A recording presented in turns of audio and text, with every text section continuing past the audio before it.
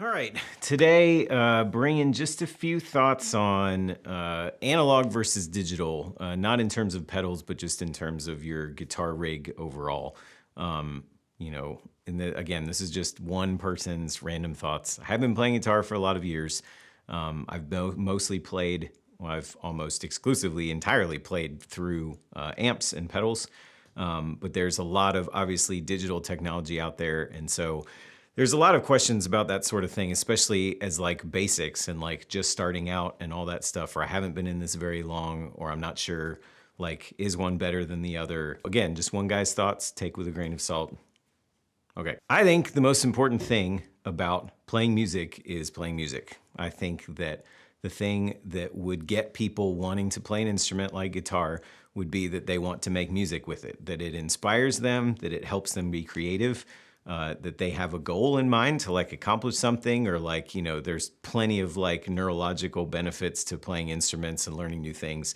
All of these things are part of it. So to me, the question about how you do that is mostly irrelevant, because at the end of the day, like the whole point of learning instruments and playing something cool like guitar is to like have a goal or learn something or create something or make great music or enjoy the process, whether you play in your bedroom or in a venue or anywhere in between. I'll say that up front. So spoiler alert, it doesn't matter. That's what I think. However, for the sake of the conversation, I would say that context makes a lot of difference. And so let's take, first of all, you're just starting out. And you're like, I know that there's these two different things, like which should I pick? What's the pros and cons? Here's what I think the pros and cons are. I think the pros of using amps are mainly that they are incredibly tried and true. If you grew up listening to music from basically any decade, there is years and years and decades of great music that you love that was all made with guitars and amps. If some piece of that inspires you, some piece of history, like you can go that direction. You can research what your favorite musicians and guitar players and what they use, and you can start going that way. I'd say 90% of people that I know start because they're inspired by something like that or someone. I know I did. I had my influences and I would copy, like, what pedals does this guy use? And just try and find my own sound with starting point from that. And that was always amps and pedals. And so pros, that's a huge pro, is that there's tons of track record of great music being made with amps and with pedals. Or not pedals, just amps. Another big pro is the way it feels. If you're just starting out, this isn't really gonna be a big deal to you one way or another, because you don't really know how one feels versus the other. A feel thing is mostly for if you're switching from one camp to the other, which we'll touch on briefly later, but they feel a little different to play. If you're just starting out though, it's not really gonna matter very much. So let's talk pros of digital. On the digital side of things, I would say at the beginning especially, it's much more affordable to kind of get into it. And I say that with a grain of salt because there's very few cheap digital rigs. Like if you're gonna buy a basic level digital rig that can do a lot of stuff and will get you great sounds, you're probably looking at like $1,500. And so if you would put that same amount of money into an amp and some pedals, you might even be able to come out for less. But what digital affords you is it gives you way, way more, whether you get something like a Kemper that is basically giving you access to digital models of like every amp under the sun, which you could never afford to buy, or neither could I in my whole lifetime. And then with if you bought an amp and a guitar, then like that would be kind of what you have. You have what you have, and you have to, make do with that. So that can be a pro. In the long run, it's probably more affordable to have a digital rig. That's debatable, which we'll get to in a minute. It's more portable. If your context is that you are going to be traveling around a lot and hauling your rig everywhere, to not have to take amps is awesome, because amps are heavy, or an amp is heavy. Can you get over it? Yes. Will you get some, extra muscle strength by lifting amps around? Yes, you will. But portability and weight, especially if you fly, weight restrictions is a thing. Consistency is another thing. If you find yourself playing in multiple venues, there is nothing more consistent than a digital rig, because every time you plug it in, it's going to give you the same sound, at least monitored. Like every room and every front of house engineer is going to mix your guitar differently. So consistency's a little bit moot from that standpoint. But as far as your experience, it's going to sound more consistent, arguably, than an amp. Can you get there with an amp if you can control what you mic it with, and you can always bring your amp? Yes. So there's that. There's also the noise factor. If your context is a bedroom musician, then you will get way more ease of having silent practice, but still getting the sounds you want with something digital, because a lot of amps sound really great when they're cranked up. Can you buy a small amp that you can crank it up and it not blow the walls off your house? Yes, you can. And that's a great choice, and a lot of like kind of bedroom guitarists do that. But with a digital rig, most of them have a headphone out on them, and you can just plug straight into it, and you can make music at 1 a.m. with a baby in your house, and it doesn't matter, which is nice. So some of those pros for digital kind of can translate into cons for amps. Weight, they're heavy. Maintenance is a thing for amps. Amps, most of them run on tubes, and tubes have to be changed, and they have to be troubleshooted and all that stuff. The good news on that's actually kind of a pro is, one, it can be kind of fun. Like I've liked figuring out how all those parts work and being able to change them myself. It's like learning to set up your guitar by yourself or change your strings by yourself or whatever.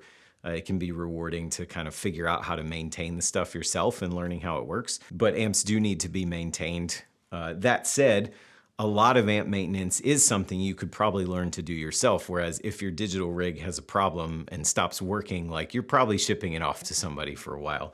Neither of those is a good reason by itself to like go with one or the other, but it's a consideration. Noise we just covered, so that's definitely a thing. On the digital side of things, one of the main arguments was kind of opposite of what we said about amps, that digital rigs aren't quite proven yet. They don't have the track record, and they never will have the track record because they didn't exist until more recently. But technology evolves very quickly, and it changes all the time, and digital rigs are really good, and there's more and more people making great music on records that you've heard, and they're not using amps. One could make the argument that one of the pros that we said about a digital rig is that affordability, that it would be more affordable.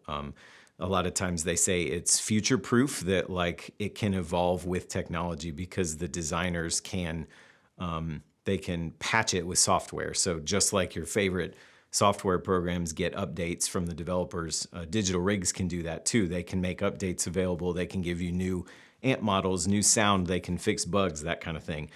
That said, technology is never going to stop evolving. And so just like, you know, a guy who has a pedal board will go through a lot of pedals, as like, you know, even now technology and pedals keeps evolving too. And, you know, you may have had a reverb or something that you like forever, and then somebody comes up with some new technology and blows your mind, and then all of a sudden you're reinvesting in something you already had. That can and will happen with digital rigs as well. Even now, they're in the midst of new players are entering the arena of building digital stuff, different user interfaces, different form factors, different sounds, different capabilities. So it's not like, while it can be a set and forget solution, just like an amp could, like you could buy an amp and be like, I'm never buying another one. But it would take some commitment. It's the same with digital. I am a firm believer in limitation being a good thing in terms of creativity. If you're trying to write music or write parts or whatever, a lot of times having limits makes you more creative. So for example, if I am sitting down to write a part for a song and I go, you know, whether it's I'm in a studio and I don't have my stuff and like I have other people's stuff, and it's like, well, there's an old Vox here and like a Les Paul, and I don't ever play anything like that, then it's like, well, I'm gonna figure it out. And you get creative to make parts work with what you have. Or if I decide I've never used this pedal, I want to use this pedal I'm gonna make a part with this pedal, and it's gonna happen. That makes you creative. With the digital rig, when you have so many options available to you, you have literally like thousands of amps to choose from. It can be hard to decide. You can get a little case of analysis paralysis going on. And when you have everything right there at your fingertips, it could be harder to be creative.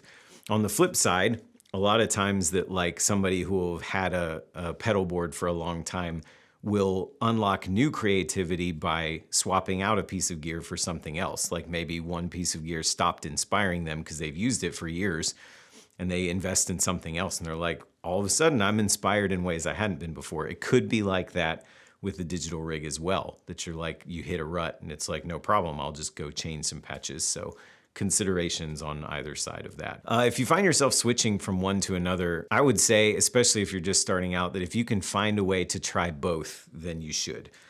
Because ultimately, it's about what is going to connect with you and inspire you to make good music and to actually play your instrument and to learn more about it. And so it doesn't matter which one you use, but you should try both because you never know what you'll connect more with. You may be wired, your wiring internally may be wired in such a way that when you have all those options and you can program everything and get into the nitty gritty, I have a little bit of that. A digital rig may really appeal to you. On the other hand, there may be something about like the, actual like tubes and amp parts all working together to make noise that might inspire you. So play both if you can. Go to a music store, find friends who have stuff and like ask if you can borrow one for a little while, ask them to teach you how it works. Especially if you're switching from one to another, I would definitely try the camp that you're not in. Or even if you're just curious, like a friend of mine got a digital rig and I tried it recently because I've always been curious about what it's like what kind of sounds could I make with one?